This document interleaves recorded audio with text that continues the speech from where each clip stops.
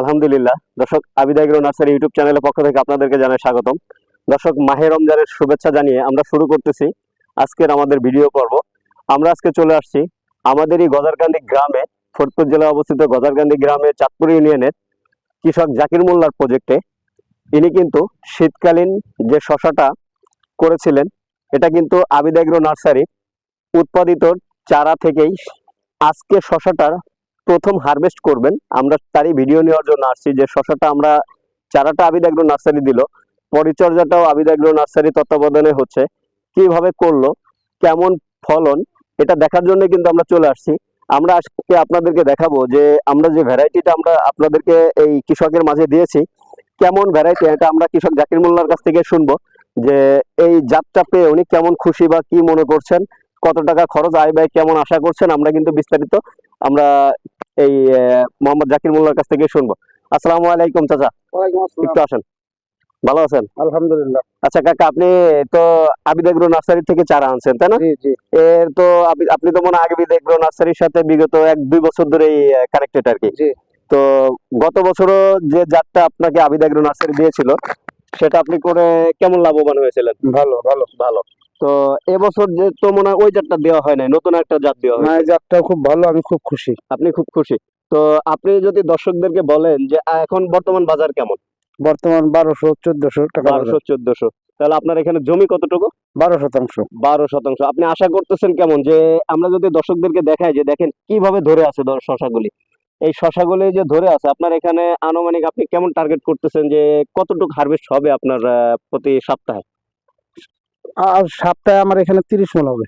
30 মণ harvest হবে। আলহামদুলিল্লাহ। আপনি দর্শক, আপনারা চিন্তা করতে পারতেছেন, 1200-1400 বাদ দেন, 1000 টাকা বাদ দেন, বা 800 টাকা মণও যদি আপনি ধরেন, যদি সপ্তাহে 30 মণ শশা, 25 মণ শশা হারভেস্ট হয়, তাহলে যদি আপনার 20,000 টাকাও বিক্রি হয়, তাহলে 1 মাস যদি বিক্রি করতে পারেন 12% শশার থেকে প্রজেক্ট থেকে, যদি 1 লক্ষ টাকা বিক্রি হয়, আপনার খরচ হয়েছে কতটুকু? 30-32 হাজার টাকা। 30-32। তাহলে আপনি আশা করতেছেন যে 90-95 দিন বা 100 দিনের ভিতরে আপনার এখান থেকে 1 লক্ষ প্লাস ইনশাল্লাহ বিক্রি হওয়ার এভাবে বাজার থাকলে হবে। ইনশাল্লাহ হওয়ার আশা হ্যাঁ, আছে। আশা আছে। তো যেহেতু রমজান মাস, আশা করি অবশ্যই হবে। আমরা একটু শশা ছিড়বো কাকা। দর্শক, আমরা দেখাচ্ছি আপনাদেরকে, একটু দেখেন যে এখানে মনে হচ্ছে কি আমরা লাইন ধরে সাজায় রাখছি। আসলে দেখেন আপনারা, এই বুটার থেকেই কিন্তু শশাগুলি আছে। একটু কাছে আসো, একটু কাছে এসে দেখাও যে দেখেন যে কিভাবে মনে হয় যে আমরা কিন্তু লাইন ধরে সাজায় রাখছি, তাই না? দেখেন মাশাআল্লাহ, এই শশাগুলো আমরা একটু হারভেস্ট করলাম। আপনাদেরকে যদি আমরা শশাগুলো সাইজ দেখাই, এটা কিন্তু গড় ওজন 200 গ্রাম চলে আসছে আলহামদুলিল্লাহ।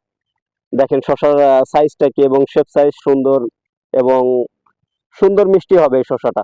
আমি আসলে অনেক জায়গায় দিয়েছি এই শশাটা, তা আমি নিজেও করেছি, এজন্য আমি আমার চাচাকে দিলাম। তো আশা করি আলহামদুলিল্লাহ খুব ভালো প্রজেক্ট হয়েছে, এবং সেও লাভবান হোক। আমরা সবসময় কথা বলি যে আধুনিক কৃষির সাথে যদি আপনার সম্পৃক্ত হন, এবং আমরা সবসময় বলি যে কোকোপিটে উৎপাদিত যে চারাগুলো আমরা রোপণ করি, আমরা অনেকেই বলি যে 2 টাকা 2.5 টাকা দিয়ে একটা চারা কিনবো, তার থেকে ওই মাটির চারা কিনে নিয়ে আসবো। দর্শক দেখেন, আমরা কিন্তু, আমার এই চাচা কিন্তু আজকে 2 বছর ধরে আমার কাছ থেকে চারা নেয়, আবিদ এগ্রো নার্সারি থেকে চারা নেয়, বা আবিদ এগ্রো নার্সারির পরামর্শে সমস্ত ওষুধ এবং সার সবকিছু প্রয়োগ করে। আলহামদুলিল্লাহ, আশা করা যাচ্ছে আমরা এই প্রজেক্ট থেকে ভালো একটা লাভবান তিনি হবেন, আমরা আশা করছি। তো অবশ্যই আপনারাও কোকোপিটে উৎপাদিত চারাটা রোপণ করবেন, এবং ভালো মানের চারা রোপণ করবেন, এবং সুন্দর মতো জেনে বুঝে স্মার্ট কৃষিতে ইনভেস্ট করবেন। আশা করব অবশ্যই আপনি এই জেনে বুঝে যদি আধুনিকভাবে কৃষিতে ইনভেস্ট করেন, আপনার লস 0%। তার উদাত্ত প্রমাণ আমি, এবং আমার জানা মতে আমার আরো কিছু কৃষক বা আমার কিছু আরো বন্ধু বিভিন্ন জেলাতে আছে, আলহামদুলিল্লাহ ওরা এখন সাকসেস, এবং সব সময় আমরা এই আধুনিক কৃষির সাথে আছি। আপনি আধুনিক কৃষিতে আসুন, কেরিয়ার গড়ুন। আমি লাস্ট একটা কথা বলবো, আমি আমার কাকার উদ্দেশ্যে বলবো যে আপনি দর্শকের উদ্দেশ্যে বলেন যে কেমন চাষ করলে, আপনি কিভাবে চাষ করলে আপনার কৃষকরা আগ্রহ প্রকাশ করবে বা আগ্রহ হবে এইভাবে চাষাবাদের জন্য, আপনি দর্শকদের উদ্দেশ্যে কি বলতে চান? আগের মতো চাষ করলে হবে না। আচ্ছা, এখন এই যে নতুন ডিজিটালের সিস্টেমে চাষ করতে হবে, তা নাহলে সে লাভবান হতে পারবে না। এইভাবে চাষ করলে তো অনেকে পাগল বলে, ছাগল বলে, এই পলিটিনের মধ্যে গাছ হয় না, তা আপনি এই কথা কি বলবেন? না, এটাই এখন বেটার। আচ্ছা, মানে এটাই আপনার কাছে এখন বেটার, এটার বিকল্প কোনো রাস্তা না না, এখন নাই? এটার বিকল্প কোনো রাস্তা নেই। এটাই দর্শক, আসলে এই আদি কৃষিটা বা সনাতন ধর্মের যে চাষাবাদটা ছিল ওটা কিন্তু এখন করা যাবে না। আপনার বাংলাদেশ বা যে কোনো দেশের আবহাওয়া প্রেক্ষাপটে সবকিছুই চেঞ্জ হয়ে গেছে। আপনি এখন কৃষিতে ইনভেস্ট করতে হবে, আধুনিক ভাবে আসতে হবে। আপনার বহির্বিশ্বে দেখেন যে সব জায়গায় ডেভেলপ, তাহলে বাংলাদেশ কেন কৃষি সম্পৃক্ত একটি দেশ, কেন বাংলাদেশটাও পিছিয়ে থাকবে? আসুন স্মার্ট ভাবে চাষাবাদ করি, কৃষিতে ক্যারিয়ার গড়ি।